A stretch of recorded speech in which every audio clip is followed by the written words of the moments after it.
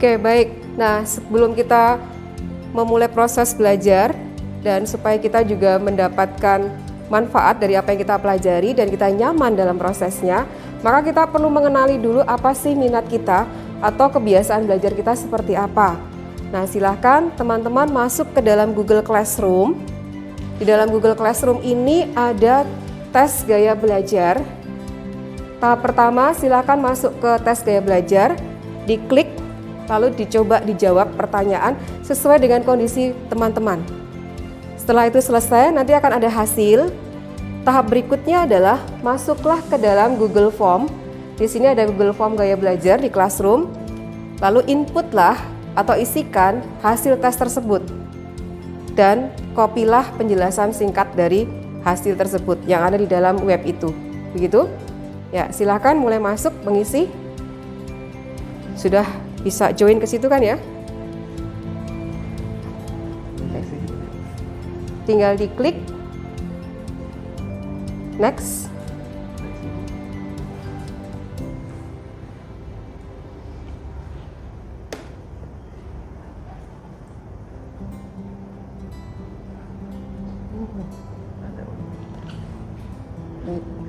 Coba start.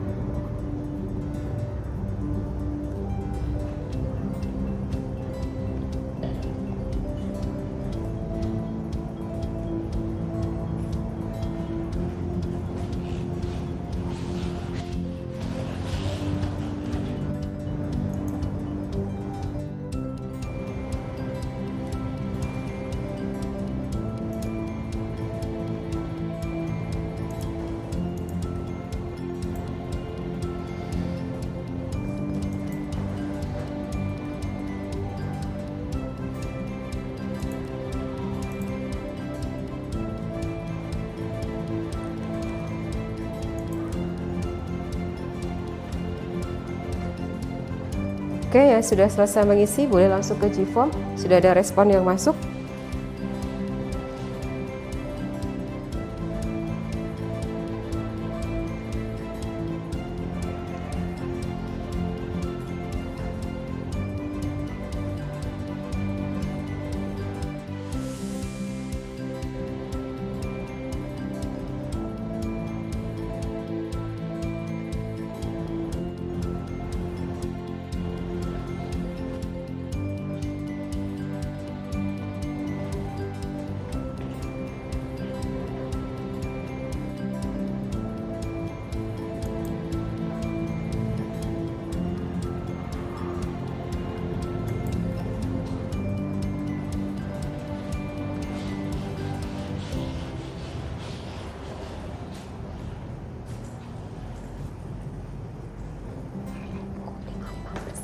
Kode. Oke, baik. Terima kasih sudah mengisi kuis untuk melihat bagaimana kebiasaan kita belajar. Apakah kita cenderung lebih mudah belajar dengan cara melihat, ataukah mendengarkan, ataukah dengan cara melakukan dalam bentuk praktiknya, gitu ya. Nah, berdasarkan kuis yang sudah diisi teman-teman semua, ini adalah hasilnya. Bahwa kelas ini ternyata dominannya ada di kinestetik ya, 47,8%. Lalu yang 26,1%-nya adalah visual dan sama ini imbang 26,1% juga auditori. Oke. Jadi nanti silahkan dilihat apakah kuis ini sungguh-sungguh sesuai dengan kebiasaan kita belajar dan tingkat pemahaman kita. Nah,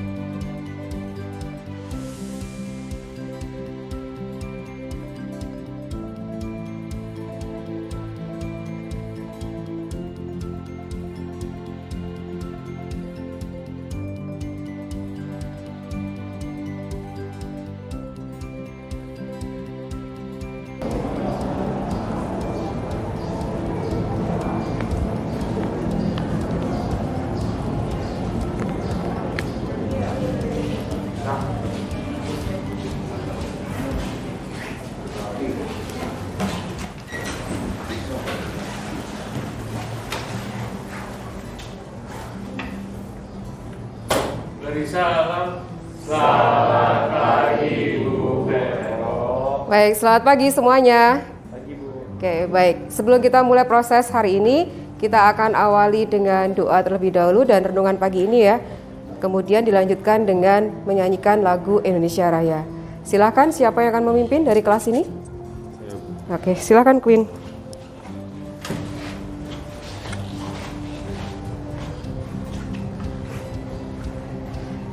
Teman-teman dan Ibu Vero, marilah kita berdoa dalam nama Bapa dan Putra dan Roh Kudus.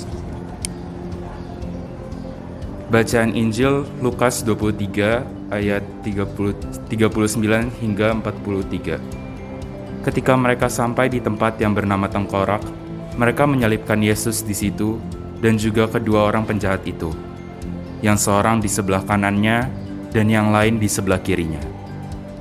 Seorang dari penjahat yang digantung itu menghujat dia. Katanya, "Bukankah engkau adalah Kristus? Selamatkanlah dirimu dan kami." Tetapi yang seorang menegur dia. Katanya, "Tidakkah engkau takut? Juga tidak kepada Allah, sedang engkau menerima hukuman yang sama? Kita memang selayaknya dihukum, sebab kita menerima balasan yang setimpal dengan perbuatan kita. Tetapi orang ini tidak berbuat sesuatu yang salah." Lalu ia berkata, "Yesus, ingatlah akan aku, apabila engkau datang sebagai Raja." Kata Yesus kepadanya, "Aku berkata kepadamu, sesungguhnya hari ini juga engkau akan ada bersama-sama dengan aku di dalam Firdaus." Ya Tuhan, kami ucapkan puji dan syukur atas istirahat yang telah Engkau berikan sepanjang malam kemarin. Tuhan, sekarang kami akan memulai proses pembelajaran pada hari ini. Berkatilah agar segala pengalaman dan ilmu pada hari ini dapat kami resapi dan menjadi berkah bagi diri kami dan orang lain di masa depan. Berkatilah juga para guru agar selalu Engkau dampingi sepanjang kesehariannya di sekolah.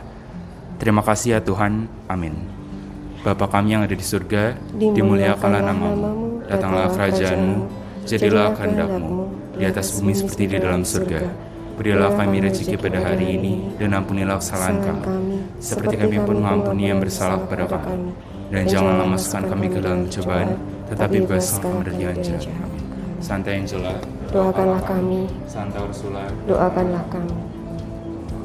Bapa dan Putra dan Roh Kudus. Amin. Baik, kita akan lanjutkan dengan Indonesia Raya.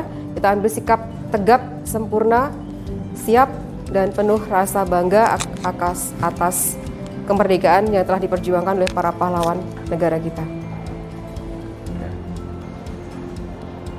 Teman-teman dan Ibu Vero, marilah kita memulai menyanyikan lagu Indonesia Raya, dimulai pada hitungan keempat. Hiduplah Indonesia Raya, 1, 2, 3. Indonesia tanah airku, tanah tumpah darahku. Di sanalah aku berdiri, jadi pandu ibuku. Indonesia kebangsaanku, bangsa dan tanah airku. Marilah kita berseru, Indonesia bersatu.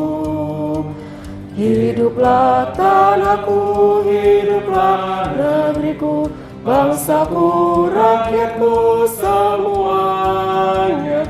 Bangunlah jiwanya, bangunlah badannya, untuk Indonesia Raya.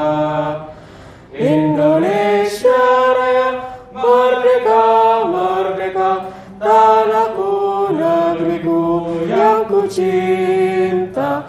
Indonesia Raya, merdeka, merdeka, hiduplah Indonesia Raya.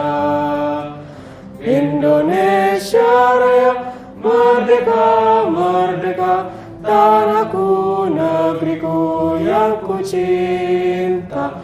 Indonesia Raya, merdeka, merdeka, hiduplah Indonesia Raya.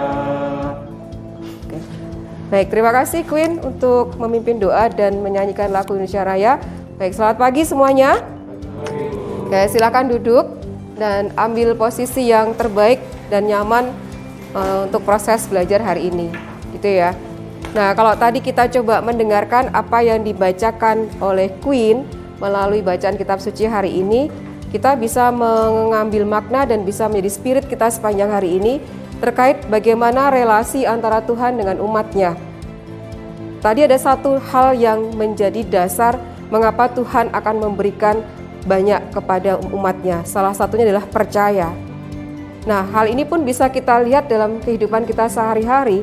Ketika kita percaya pada orang lain, maka orang lain tersebut juga akan mendapatkan banyak hal dari diri kita, kan ya. Begitu pula dengan Tuhan pasti akan melakukan hal yang sama. Jadi sepanjang hari ini cobalah untuk membangun kepercayaan kepada siapapun yang ada di sekitar kita. Belajarlah untuk mempercayai teman-teman di sekitar kita dan selalu berpikirlah positif terhadap kehadiran teman dalam kehidupan kita masing-masing. Jadi hari ini semangat kita adalah percaya. Oke, saya boleh tulis di mana ini? Penuh.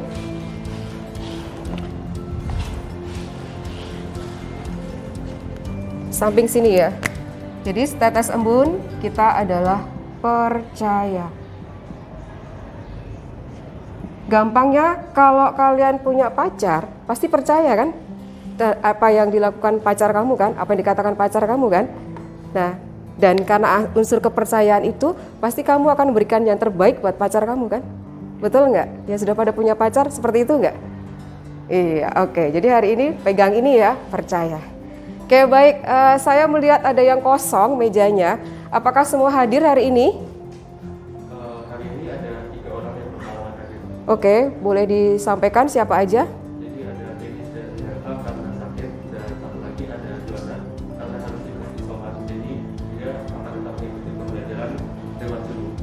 Oke, ada 3, 1, Minerva, Denis, dan Joanna. Joanna. Tiga-tiganya sakit, berarti tidak bisa ikut proses belajar. Kecuali Joanna. Joanna ada di Zoom. Oke, saya berarti harus invite dulu ya. Baik, terima kasih Devo.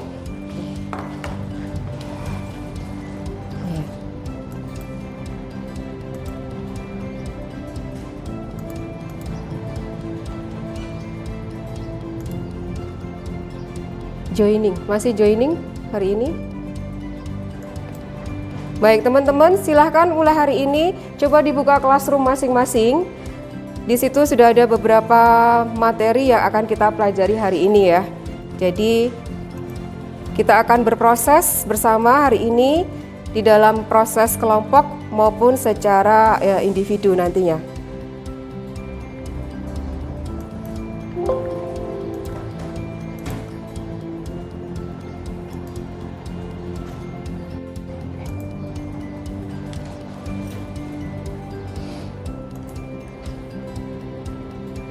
Joanna semuanya masih ini, waiting semua. Oke.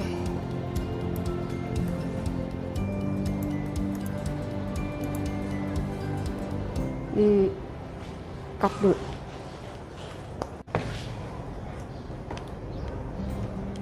Oke, baik. Joanna sudah bergabung di kelas. Joanna bisa dengar suara saya? Boleh buka mic? Joanna, beri respon. Joanna bisa beri respon? Atau ada kendala di sana? Oke. Oh ya, chat ya. Sedang sakit tenggorokan. Baik. Ya, semoga segera teratasi ya Joanna ya. Jadi nanti yang mengukur kekuatan kamu untuk ikut proses belajar adalah dirimu sendiri. Kalau memang dirasa ada sesuatu yang nggak nyaman, boleh untuk istirahat supaya bisa cepat pulih dan kembali ke sekolah. Begitu? Beri respon kalau bisa dengar suara saya. Jempol. Ya, terima kasih Joanna. Oke, Joanna sedang sakit tapi tetap berusaha untuk join di Zoom. Semangatnya untuk belajar masih tinggi ya. Jadi kita perlu apresiasi untuk semangat Joanna ini. Oke, baik.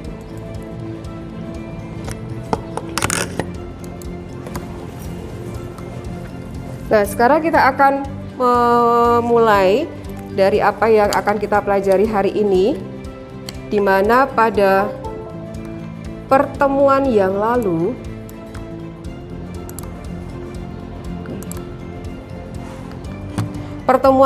kita sudah ngebahas tentang pajak penghasilan, ya kan ya, di mana yang menjadi subjek pajaknya adalah individu atau orang yang bekerja pada suatu instansi atau katakanlah pegawai atau karyawan. Nah, atas penghasilan yang dimiliki atau diterima oleh para pegawai diperhitungkan pajak penghasilan 21, PPh 21.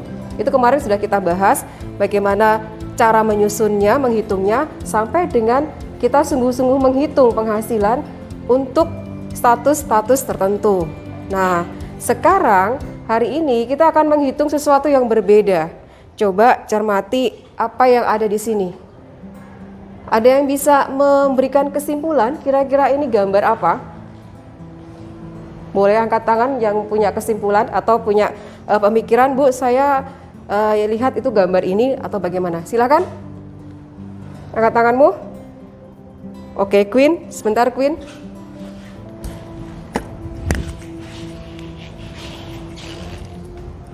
Di situ ada gambar teks rumah sama sebelahnya semacam pelat gitu ya, Bu. Sama uang. Mungkin itu gambar tentang pajak bumi bangunan, Bu. Oke, pajak bumi dan bangunan. Nah, kira-kira apa yang bisa Queen sampaikan atau simpulkan lagi kalau lihat gambar ini, kira-kira yang akan menjadi atau yang dikenai pajak apa nih? Objek pajaknya tuh berarti kepemilikan rumah atau aset berupa tanah gitu.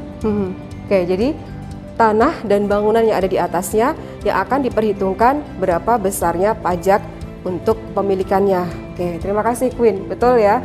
Jadi hari ini melalui gambar ini kita diajak untuk berpikir untuk tempat tinggal yang kita saat ini tinggali ternyata juga diperhitungkan pajaknya ya. Dan pajaknya meliputi tanahnya dan juga bangunan yang ada di atasnya.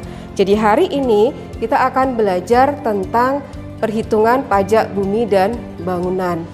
Nah, tujuan pembelajarannya apa? Melalui proses belajar hari ini, nanti teman-teman diharapkan mampu menganalisis perpajakan dalam pembangunan ekonomi, salah satunya melalui pajak bumi dan bangunan. Dan yang kedua adalah menyajikan hasil analisis fungsi dan peran pajak dalam pembangunan ekonomi. Nah, salah satunya untuk bisa melakukan analisis, teman-teman harus bisa menghitung dulu bagaimana langkah ataupun tahap-tahap menghitung pajak bumi dan bangunan ini. Atau besarnya berapa, kemudian perlakuan di tiap daerahnya bagaimana. Ya, yang perlu diperhatikan bahwa pajak bumi dan bangunan ini tidak sama dengan PPh yang kemarin kita hitung ya, di mana PPh itu kemarin sifatnya kan nasional, menjadi pajak pemerintah pusat. Tapi ini aturan-aturan yang berlaku di pajak bumi dan bangunan itu dikembalikan kepada pemerintah daerah masing-masing. Jadi nanti kalau seandainya menemukan literasi-literasi yang berbeda, itu bisa karena aturan tiap daerahnya berbeda. Ada beberapa kemungkinan yang berbeda. Salah satunya kalau di PPh 21 kita kenal penghasilan tidak kena pajak, PTKP. Di PBB juga ada yang namanya pajak bumi dan bangunan atau nilai jual objek pajak yang tidak kena pajak. Ini tiap daerah beda-beda, tetapi ada batas maksimalnya yaitu 12 juta.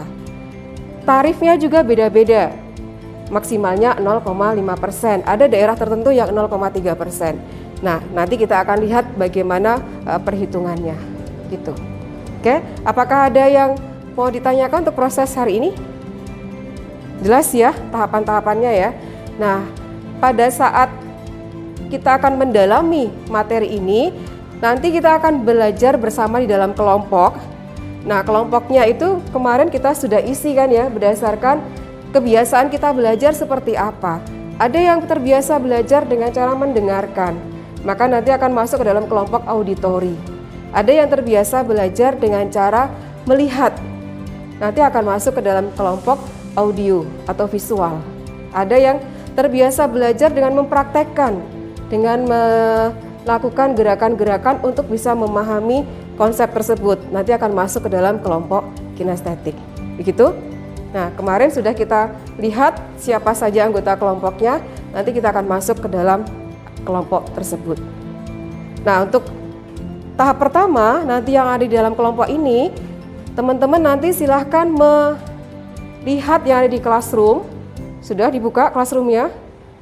Nah, di situ ada berbagai media, ada berbagai literasi ataupun sumber untuk belajar.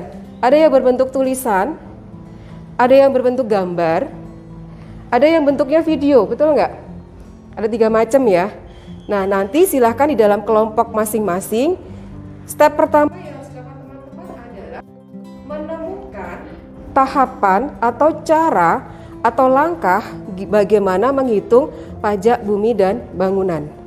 Jadi hasil akhir dari proses diskusi kelompok tahap pertama ini adalah menentukan tahapan-tahapan menghitung pajak bumi dan bangunan. Nanti saya akan minta perwakilan kelompok untuk menyampaikan hasil diskusinya. Gitu? Clear? Ada pertanyaan? Tidak ada. Baik, kita akan masuk ke dalam kelompok. Jadi dari gambar ini kan diketahui ada luas per meter persegi dan NJOP per meter perseginya. Jadi untuk menentukan NJOP total ya, kita itu perlu mengalihkan luas meter persegi ini dengan harga NJOP per meter perseginya. Jadi kalau bumi ini berarti 200 dikali 101.280 dengan jumlah 20 juta sekian, dan bangunannya juga luas per meter perseginya 70 dikalikan dengan harga per meternya 505.000 menghasilkan 35.350.000. Nah, itu kita dari situ kita mengetahui bahwa NJOP totalnya, total bumi dan bangunannya itu sebesar 55.606.000 rupiah. NJOP itu adalah nilai jual objek tanah. Berarti perlu dikurangi lagi dengan nilai jual objek tanah yang tidak kena pajak ya. Itu kalau berdasarkan di peraturan perundang-undangan ya, maksimalnya itu jumlahnya 12 juta. Jadi tadi yang NJOP totalnya itu 55.606.000 dikurangi dengan 12 juta NJOTKP-nya ini, dan itu nanti akan menghasilkan NJOP untuk perhitungan PBB-nya yang nanti akan dikalikan dengan persentase tarifnya itu sebesar 43.606.000. Nah, jadi kalau kemarin dijelaskan juga bahwa NJOP di bawah 1 miliar itu dikenakan tarif sebesar 20%. Tapi kalau di atas 1 miliar itu dikenakan tarif sebesar 40%. Nah, 43 juta ini kan di bawah 1 miliar. Berarti dikenakannya itu tarifnya 20%. Jadi 43.606 dikali 20% jadinya 8.721.200. Nah, ini belum selesai, tapi dikalikan lagi dengan persentase 0,5%. Itu adalah tarif PBB yang terutang tetap, itu nggak ada aturan lagi, 0,5 untuk semuanya. Jadi tadi dari 8.721.200 dikalikan dengan 0,5% menghasilkan 43.606, dan itu adalah total PBB yang terutang selama 1 tahun. Oke.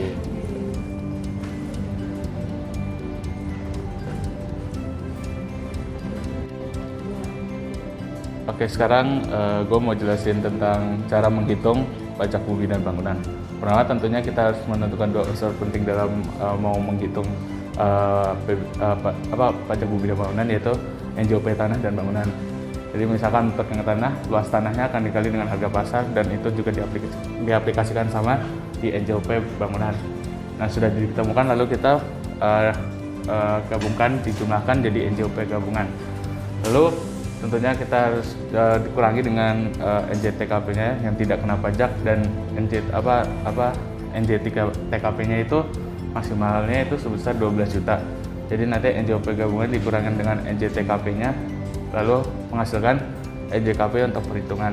Nah, lalu NJKP-nya dikali menentukan NJKP-nya itu 20% kali NJKP, hasil NJKP untuk perhitungannya, dan tentunya setelah hasilnya sudah ditemukan dari NJKP-nya, masuk ke PBB terutang yang nilainya maksimal sekitar 0,5% dikali dengan NJKP-nya. Jadi hasil PBB terutangnya dari perhitungan ini. Seperti itu. Oke, baik. Luar biasa ya Ben. Berarti Ben sudah memahami dari apa yang tadi dipelajari dalam kelompok ya. Oke, baik. Terima kasih, kita berikan apresiasi untuk pemahaman Ben. Silakan duduk kembali. Oke, baik. Sekarang saya meminta teman-teman untuk masuk ke Mentimeter. Di situ ada pertanyaan terkait dengan pemahamanmu dalam proses diskusi kelompok tadi. Nah, silakan diisi sesuai dengan apa yang saat ini teman-teman rasakan. Apakah sudah sangat paham, apakah sudah cukup paham, atau kurang paham. Jadi masuk ke Mentimeter dengan kode 86350686. Oke, silakan.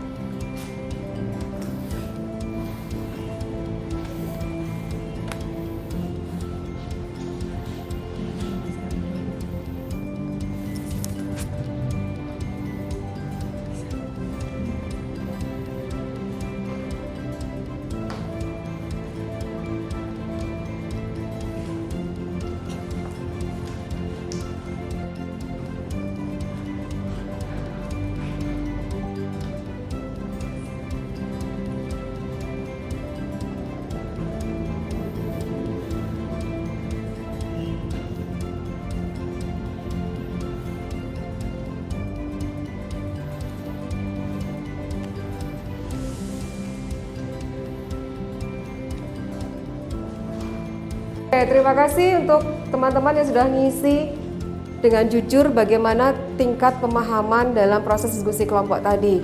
Kalau kita lihat hasilnya, ternyata kelas ini punya dua kekuatan ya.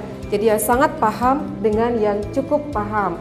Dan tidak ada yang kurang paham. Hebat berarti ya. Kita berikan apresiasi doang untuk diri kita.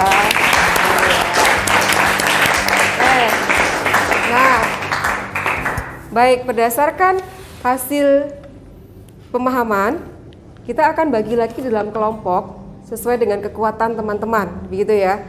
Nanti untuk teman-teman yang berada di dalam kelompok sangat paham ini saya akan pecah. Mereka berfungsi sebagai tutor untuk teman-teman yang ada di kelompok cukup paham. Ini ya. Nanti akan disajikan beberapa kasus terkait dengan perhitungan pajak bumi dan bangunan. Silakan didiskusikan di dalam kelompok. Dan coba diselesaikan bagaimana jawaban dari kasus tersebut.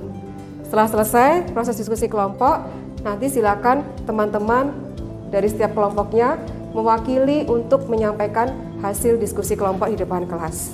Apakah clear?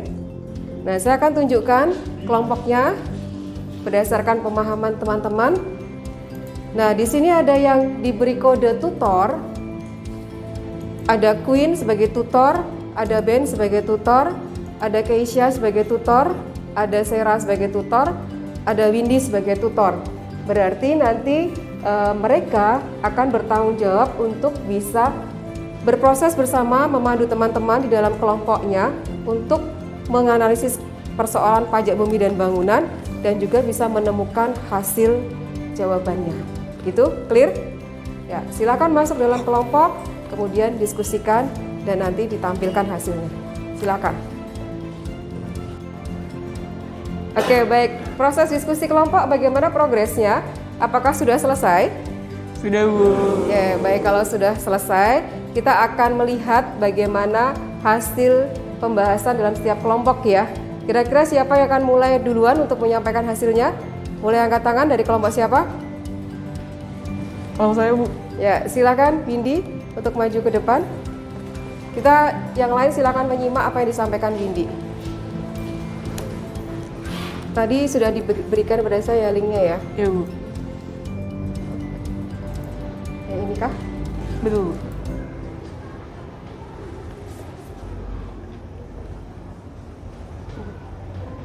Ya. Nah, baik teman-teman, saya akan mempresentasikan hasil diskusi teman-teman saya untuk kasus yang kedua. Boleh next, Bu? Nah, untuk kasus kedua ini diketahui bahwa luas buminya itu adalah 250 meter persegi.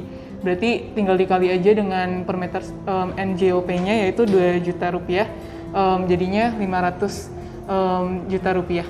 Lalu ada bangunannya itu seluas 90 meter persegi berarti tinggal dikali aja dengan NJOP per meter perseginya, yaitu 1 juta rupiah menjadi 90 juta rupiah. Terus ini ditambah jadinya 590 juta rupiah. Itu NJOP-nya. Dan kita kurang dengan NJOTKP atau yang nggak kena pajak, yaitu 12 juta rupiah menjadi 578 juta rupiah. Lalu karena ini tidak lebih dari 1 M, kita akan kalikan dengan 20%, jadinya sebesar 115 juta rupiah, 115.600.000 rupiah. Nah ini PBB terutangnya tinggal dikali dengan 0,5%, menjadi 578.000 rupiah. Jadi ini kasus kedua simpel aja seperti itu. Oke, Terima kasih. Ya, terima kasih Windy. Apakah sesuai dengan pekerjaan teman-teman? Cocok? Cocok, baik. Semakin paham dengan langsung diterapkan pada persoalan menghitung PBB-nya? Baik. Terima kasih untuk Windy dan kelompok yang sudah menyampaikan hasilnya. Kita sekali lagi berikan apresiasi untuk kelompok ini.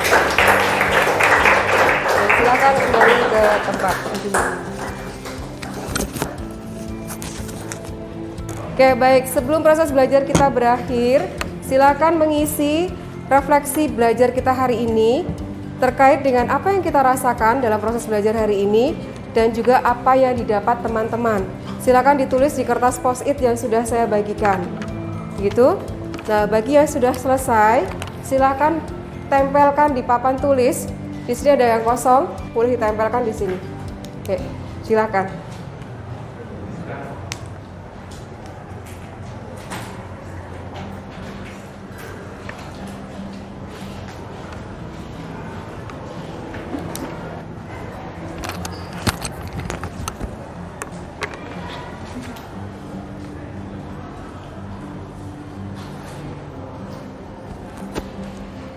Ya, yang sudah selesai, boleh silakan tempel.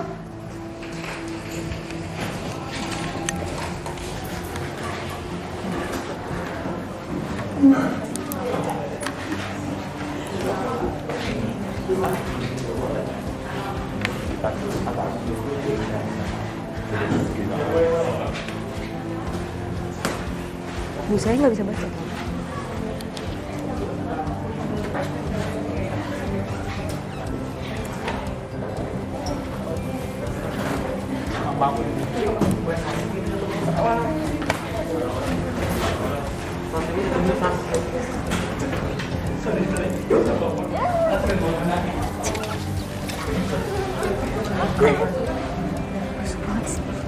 Jangan ada yang napas.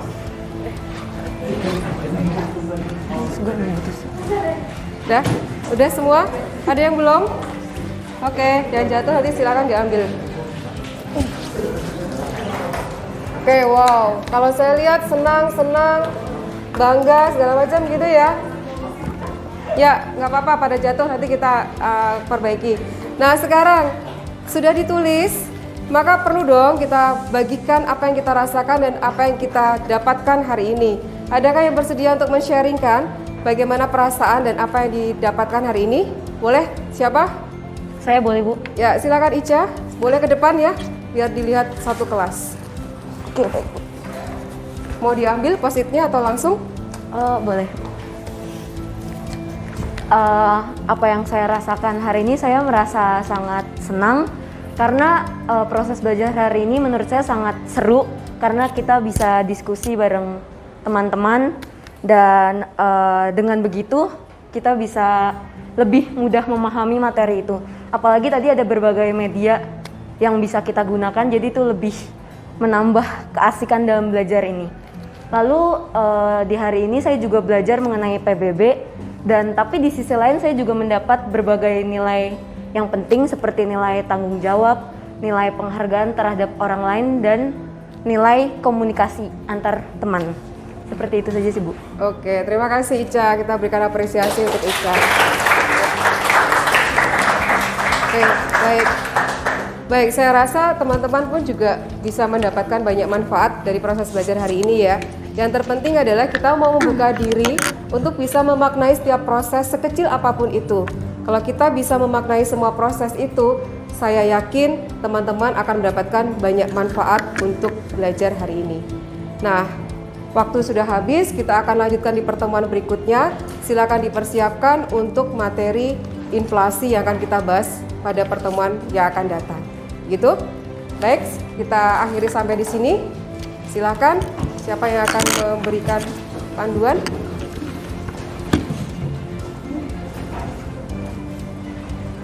Baik, terima kasih untuk proses hari ini dan selamat pagi.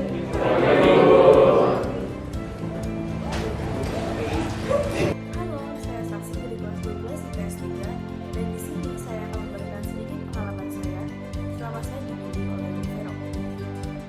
Ibu Vero merupakan guru yang sangat disiplin, terutama disiplin waktu. Beliau selalu mengeluarkan agenda untuk proses pembelajaran seminggu ke depan. Kemudian Ibu Vero juga memperhitungkan tenggat waktu penilaian sehingga penilaian tersebut dapat dilakukan secara maksimal. Dan teman-teman mampu menghasilkan kualitas dan kuantitas tugas yang maksimal pula. Kemudian Ibu Vero adalah guru yang sangat atentif terhadap teman-teman sekalian. Hal ini dapat dilihat bagaimana Ibu Vero memberikan ruang untuk berekspresi, untuk berpendapat, dan untuk berargumen. Ibu Vero sangat terbuka untuk kritik dan saran, serta pendapat teman-teman akan dimasukkan sebagai bahan elaborasi. Ibu Vero juga mampu menciptakan kondisi kelas yang tidak monoton. Ibu Vero sangat fleksibel dalam hal pembelajaran dan sangat mampu untuk menyesuaikan suasana pembelajaran, sehingga teman-teman tidak merasa tertekan maupun tidak merasa bosan selama pembelajaran ekonomi maupun akuntansi. Ibu Vero juga merupakan guru yang sangat interaktif. Beliau mampu berkoneksi dengan teman-teman sekalian sehingga bisa menampilkan komunikasi yang baik dan menghasilkan informasi yang maksimal pula yang mampu dikeluarkan dalam kelas, sehingga informasi tidak ada yang tertinggal dan masalah-masalah yang ada. Ibu Vero juga mampu menciptakan ruang kelas yang tidak monoton.